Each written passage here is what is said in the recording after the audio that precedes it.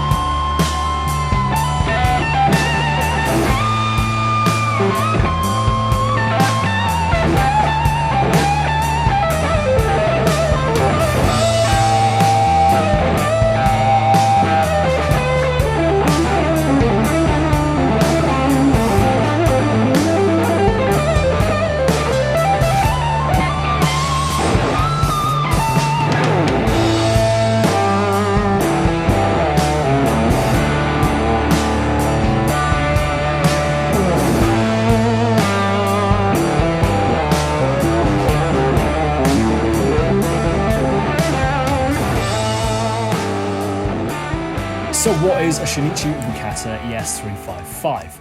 Now, outside of his native Japan, you would probably be forgiven for not recognising Shinichi's name, or knowing his highly regarded work with the likes of Elgarden or Nothing's Carved in Stone, the former of which have actually shared a stage on numerous occasions with the likes of Sum 41 and, interestingly, the Foo Fighters. Now, I say this because if you were to recognise this rather obscure guitar from anywhere, it wouldn't necessarily be from Shinichi's playing himself or either of his bands, but Dave Grohl's. Now, of course, Dave owns one of these models, and at least owned one prior to destroying it in the Shame Shame video that I mentioned earlier, but also used it in a 2019 appearance on Sesame Street, bizarrely. Now, obviously, this guitar does bear an uncanny resemblance to Dave's own signature Gibson that was introduced in 2007, the DG335, which in turn bears a striking resemblance to the Trini Lopez signature Gibson that was introduced in 1964. Of course, being fairly recognisable for its diamond-bound F-holes and headstock that's more akin to a non-reverse Firebird.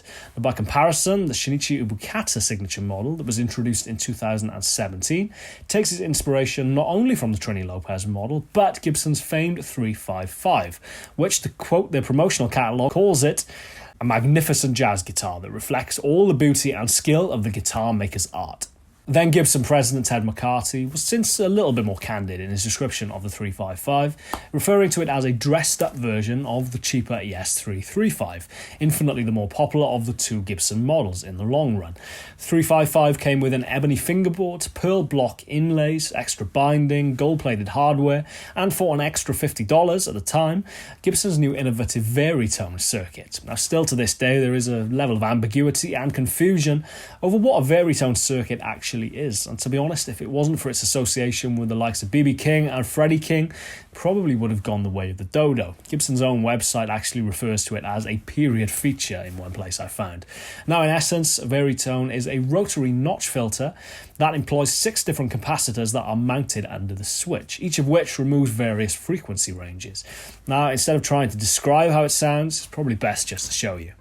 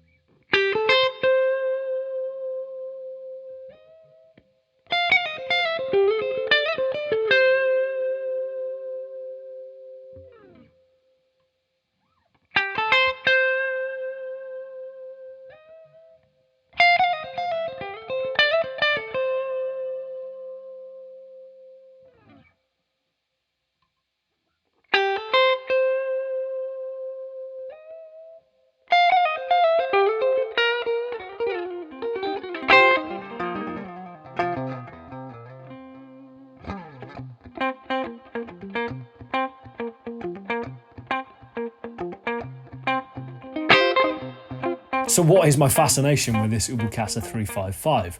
Now, aside from the fact that they're rare as hen's teeth, obviously even more so since the Shame video for obvious reasons, the reason I've been lusting after one and trying to track one down actually for the better part of a year now is a little bit more shallow. Honestly, I think it's one of the prettiest guitars I've ever seen. That black, or ebony as Gibson call it, NOS finish, the B7 Bigsby, that ivory tinted binding, the bound diamond F-holes, those block inlays, and obviously the split diamond headstock emblem just had me weak at the knees from the first time I saw it. It really is a staggeringly beautiful guitar, at least in my opinion.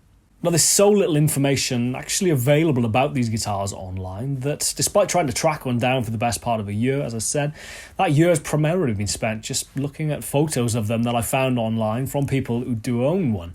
I eventually managed to track one down to a great little guitar shop down in Uckfield, down towards the south coast of the UK, a guitar shop called Guitar House, where the owner Pete was kind enough to take in my ES339 on a trade just to help me fund the purchase of this guitar.